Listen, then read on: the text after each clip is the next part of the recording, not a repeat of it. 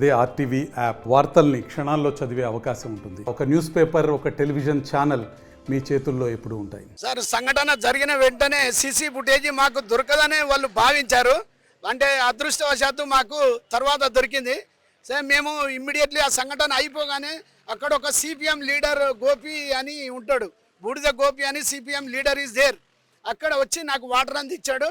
Water తాగిన తర్వాత immediately మేము బార్ రూమ్కి వచ్చి మా ప్రెసిడెంట్ గారికి ఫోన్ చేశాము. అప్పటికి ఎవరి ఇళ్ళకి వాళ్ళు వెళ్తున్నారు. అయినప్పటికీ వాళ్ళు రిటర్న్ వచ్చి మాకు అంత మద్దతుగా ఉన్నారు. అయ్యా ఇట్లా జరిగింది అని అంటే ఇమ్మీడియట్లీ కంప్లైంట్ రాసి ఆ కంప్లైంట్ను డీసీపీ గారితో ఒక 60-70 మంది వకీళ్ళతో అడ్వకేట్స్ తోటి మేము వెళ్ళి అది ఎండార్సీ చేయించుకున్నాం. కంప్లైంట్ 5వ డేట్ సాయంత్రం ఎండార్సీ చేయించుకుంటే మేము ఫోర్స్ చేసి ధర్నాలు చేసి ఈ స్టేట్ వైడ్ పిలుపునిస్తే అది రిజిస్టర్ అయింది. కానీ 6వ డేటు 7 గంటల 10 నిమిషాలకు ఆయన స్వచ్ఛందంగా హెడ్ కానిస్టేబుల్ తోటి ఇప్పించుకొని వాళ్ళే వాలంటీర్గా స్వచ్ఛందంగా వాళ్ళు రిజిస్టర్ చేశారు. అంటే దీన్ని బట్టి మనకి ఏమర్థం అవుతుందంటే వాళ్ళ చట్టం వాళ్ళ చుట్టమైనట్టుగా వాళ్ళు వ్యవహరిస్తున్నారు. కానీ వాళ్ళకి అర్థం కావట్లేదు. అందరికీ చట్టం all are equal before law అనేది వాళ్ళకి అర్థం కావట్లేదు.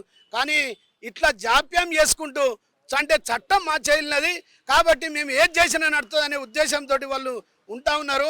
ఇంకా కూడా జాప్యం జరిగితే ఇంతకంటే పెద్ద ఎత్తున సంఘటనలు జరుగుతాయి. కానీ ఈ విధంగా మేము ఇంకా పెద్ద ఎత్తున ఉద్యమంగా పరిగణిస్తాం. మేము లా ప్రొసీడింగ్స్ ద్వారా అంటే మా చట్టపరంగా మేము ఏం చేయాలనో, అడ్వకేట్ ఏం చేయాలనో, ఎంత తెలియాలనో, ఏం డ్రాఫ్టింగ్ చేయాలనో, ఏం సీసీ ఫుటేజ్ పెట్టాలనో అన్నీ కూడా పెట్టి లా ప్రొసీడింగ్ ద్వారా మేము వెళ్ళడానికి సిద్ధంగా ఉన్నాం. మీకే చట్టం ఉన్నదని మీరు అనకండి. చట్టాన్ని ప్రశ్నించే వ్యక్తులుగా మేము అందరం ఇక్కడ ఉన్నాం అనేది మీరు మర్చిపోవద్దు. యూ కెనాట్ అండర్ ఎస్టిమేట్ అస్.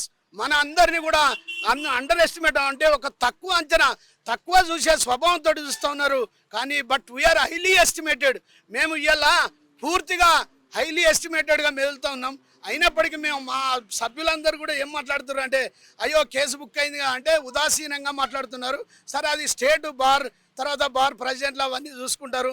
కానీ ఎట్టి పరిస్థితిలో కూడా మేము ఫోర్స్ చేస్తేనే కేసు అయింది తప్ప వాళ్ళు ఫోర్స్ చేయకుండా కూడా వాళ్ళు మా మీద కేసు చేశారు.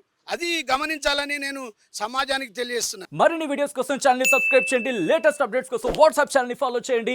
అండ్ లింక్ డిస్క్రిప్షన్ లో ఉంది.